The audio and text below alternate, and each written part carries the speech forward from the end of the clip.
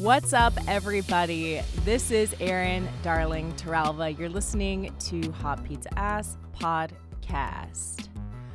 I don't know why I just said it that way.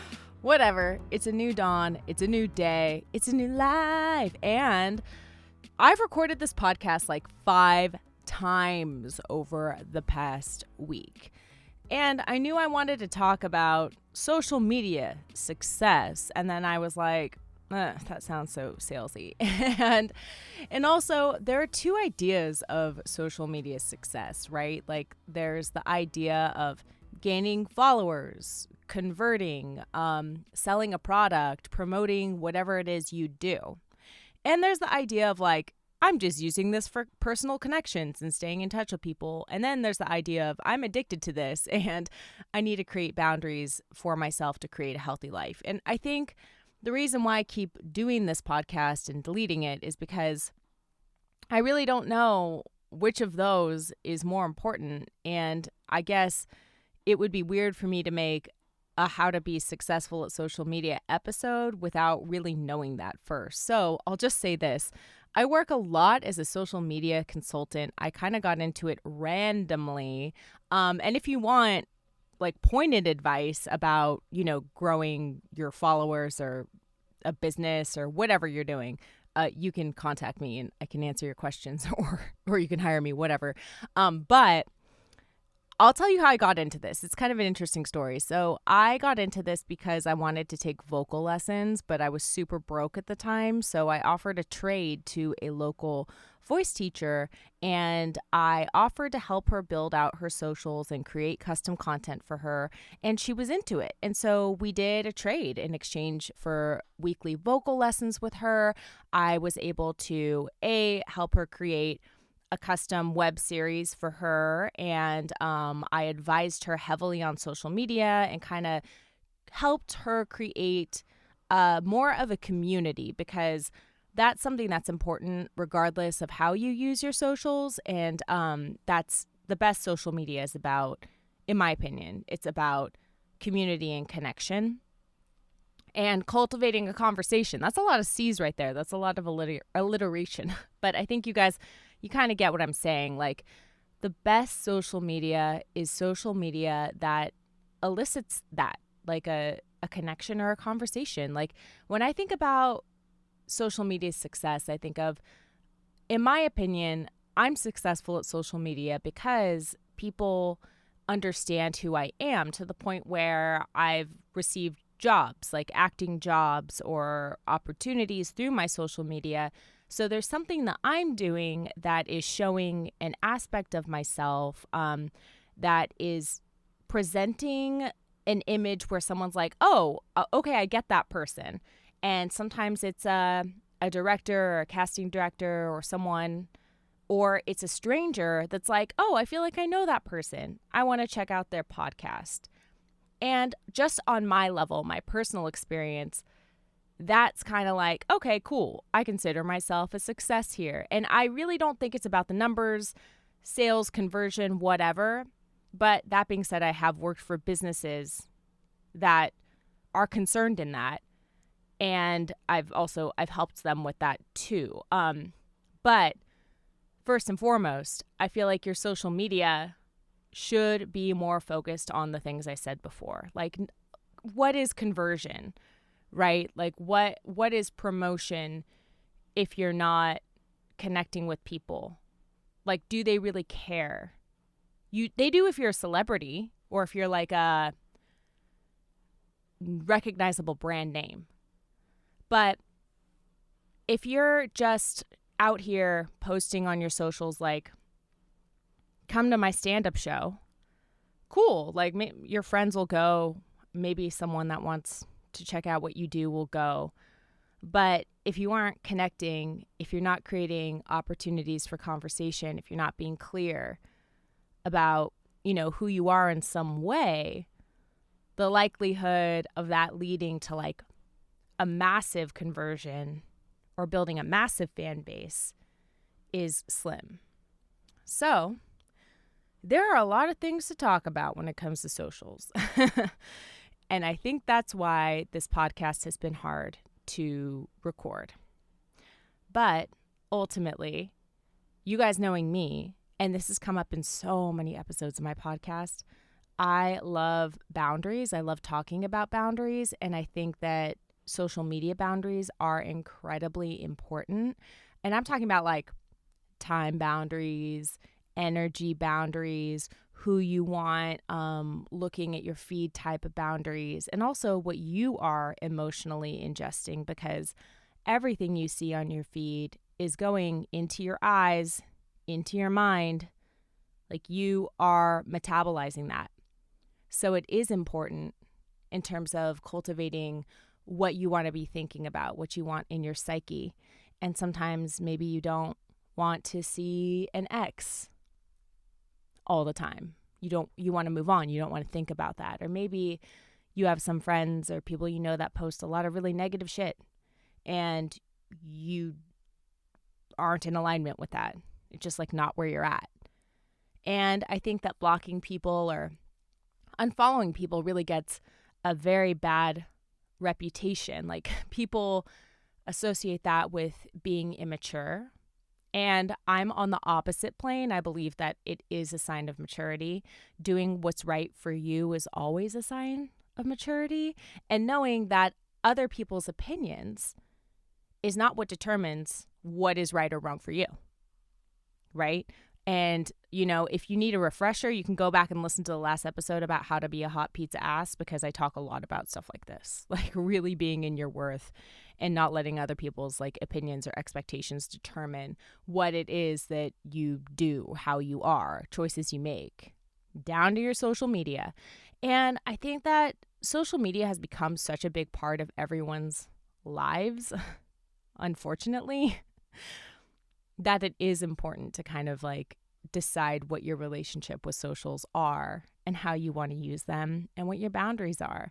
And that's all totally fine. So instead of giving you my tips, I wrote like 10 tips about social media success. And like I said, I recorded this podcast over and over and over again, breaking down the tips that I have and kind of like telling little stories about how I learned this lesson or some of my main takeaways when I was actually writing down what I thought the most important things were. But I got annoyed of myself. I was like, I need to self-edit this. I need to re-record this, because a 35-minute podcast that is addressing all of those elements of social media, it's not necessarily directed all toward growth. It's also directed toward like your own boundaries and your own clarity, and not knowing what the goal is for each individual that listens to this podcast just seemed like it was all over the place. So that's what this is going to end up being today. It's going to end up just being me talking about you being clear with what your relationship is with social media, like what you actually want out of it, you know? That's really the most important. And then listening to your gut and figuring out how much time you want to spend on the apps. If you're spending a lot of time on them, set up those timers, turn off those notifications, create some boundaries for your mental health. And if you're interested in growth, there are a lot of ways to go about it. And at the heart of that, keep in mind that your authenticity, your truth, your ability to connect with people should always be like paramount. And I think, you know what? I do think that being a stand-up comedian has kind of like helped me in the way that I view everything. Because everything is kind of like you're telling a story. Everything has an element of storytelling. Well, anything that involves writing, sharing content, connecting is storytelling. Whether it's an email, an Instagram post, a tweet, you know, that's basically what we're doing. We're always telling stories. So what story are you telling, and what do you want to tell?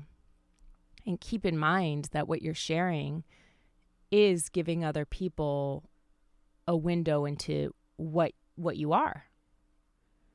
And sometimes we want to be really personal with that. Sometimes that's about getting vulnerable and sharing a story. And sometimes it's about, hey, I started a candle business and I'm selling candles now. You know? So just be aware of that.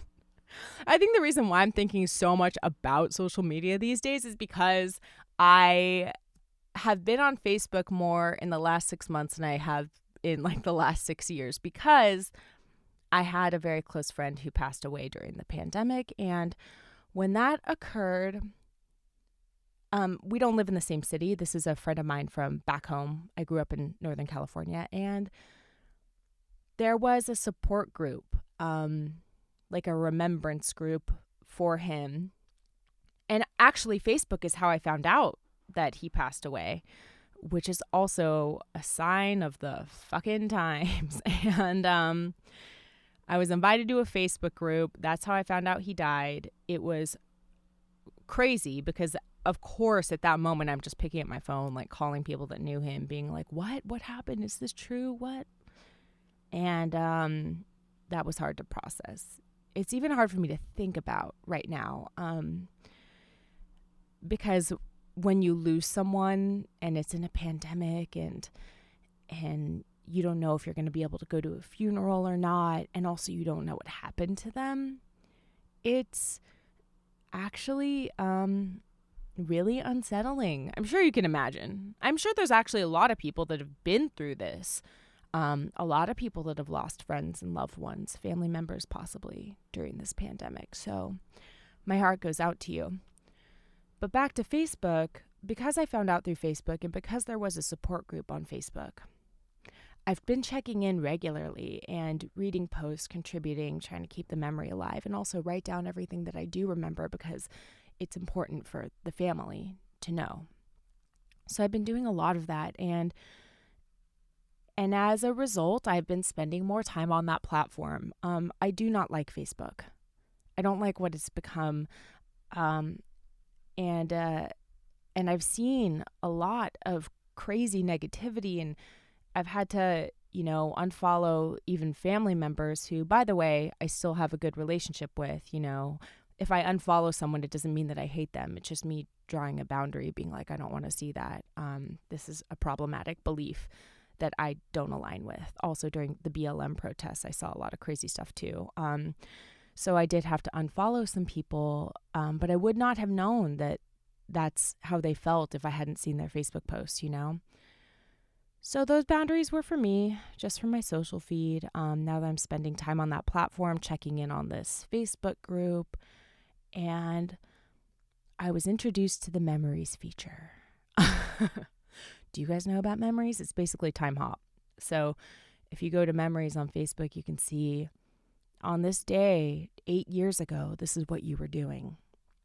And for me, it's like, because I hadn't used Facebook in like 6 years or something, it was all my old Instagram pictures and stuff like that, because my Instagram's connected and it would automatically post there. So I would see like, oh, okay, I was doing that. Cool, I remember that. But then sometimes I would just see my statuses that when I actually used Facebook on a daily basis, which was a long time ago, like 9 years ago, I would see some of these douchey statuses that I would write. And I was like, whoa, what the heck? Like, I remember this one that I saw last week that was like, I'm getting so close to one of my dreams, ! I'm like, what dream was that? Like, really, what dream was I getting close to 8 years ago? Like, I was just starting doing stand-up. I was doing stuff. I was writing. I was, working a lot on camera for, like, no money at all. But, like, by no means was I, like, successful, except for the fact that I was pursuing my dream. That is always a success. But I wasn't like being compensated wildly for anything. I wasn't really like winning awards. I wasn't being recognized for what I was doing. I was just doing it. So I'm like, what dream was I close to accomplishing? What were my dreams back then? Like, who was this girl? And I just kind of consider that douchey because I know myself, and I know like 9 years ago or whatever, I was probably just writing that status to make it seem like I was doing something important. You know, like that was for my ego. That wasn't for anyone. That was just for me. That was for me to feel good writing that status. Sorry, my Google Calendar just went off. But yeah, so that's kind of what's funny is that I knew back then I was not as self-aware. So I'm writing this status to make it seem like I'm important or like I'm doing something great with my life or I'm being validated somehow, or maybe I wanted the recognition from my peer group. You know, maybe I wanted them to comment and be like, wow, oh, that's great. Good job, Erin. Achieve those dreams. And it's just sad. And then when I saw that I was doing that, I started recognizing it also in my peer group, like currently, because people post things similar to that. And I'm like, okay, yeah, we see right through that. We know what you're doing. So I think that's why I've been spending a lot of time thinking about social media, just like thinking about the ways that people use it and thinking about like how we seek validation, what's for our ego and like what's for our soul, you know? Like now when I post things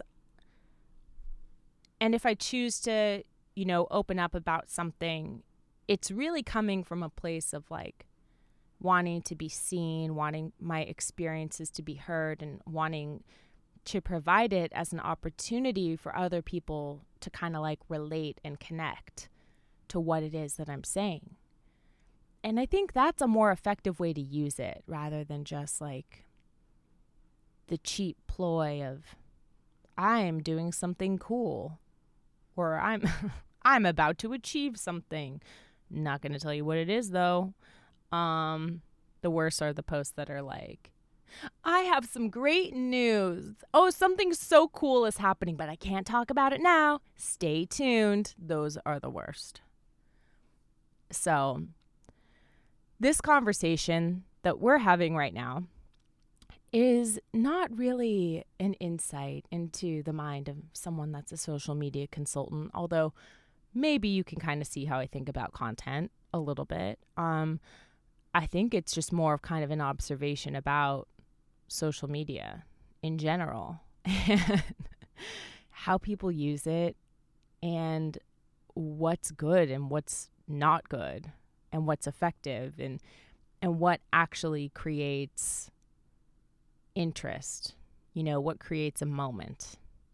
And creating a moment is important in all content creation, whether it's a short film or a script or a stand-up joke or a really good tweet. You know, like creating a moment is always important.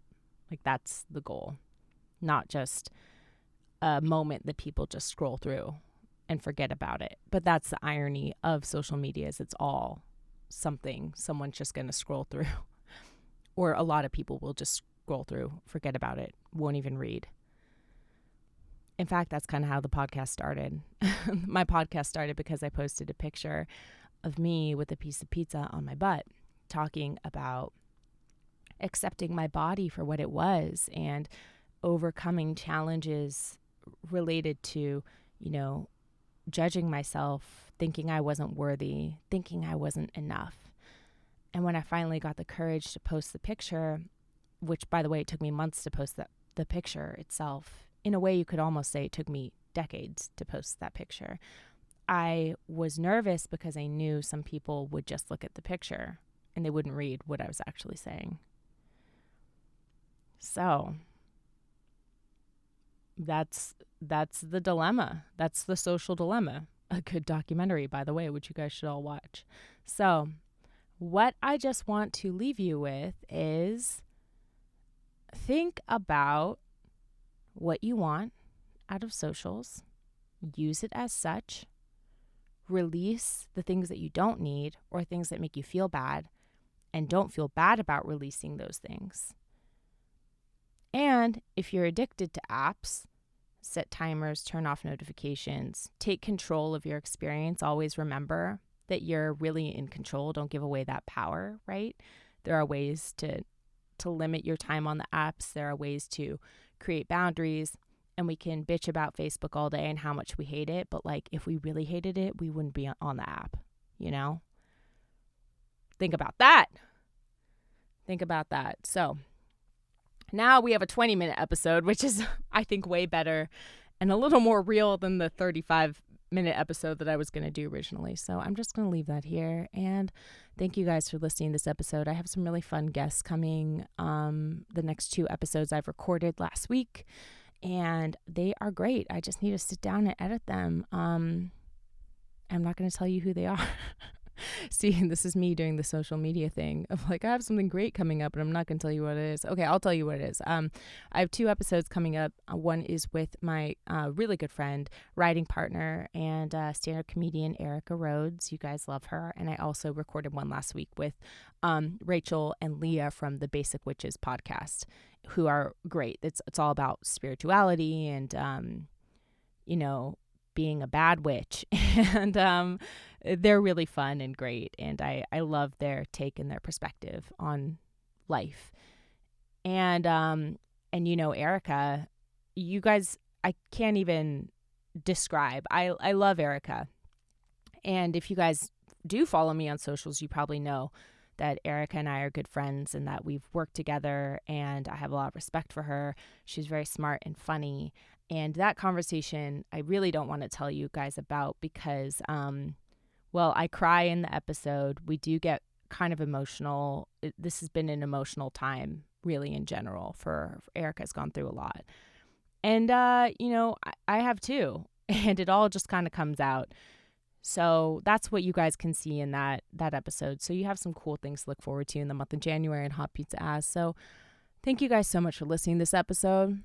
I love you guys, and please feel free to support the podcast on Patreon if you would like. Erin Darling at Patreon, where you can get bonuses, a digital photo set, and interact with the community there if you're interested in supporting financially. If you are not interested in supporting financially, please review the podcast.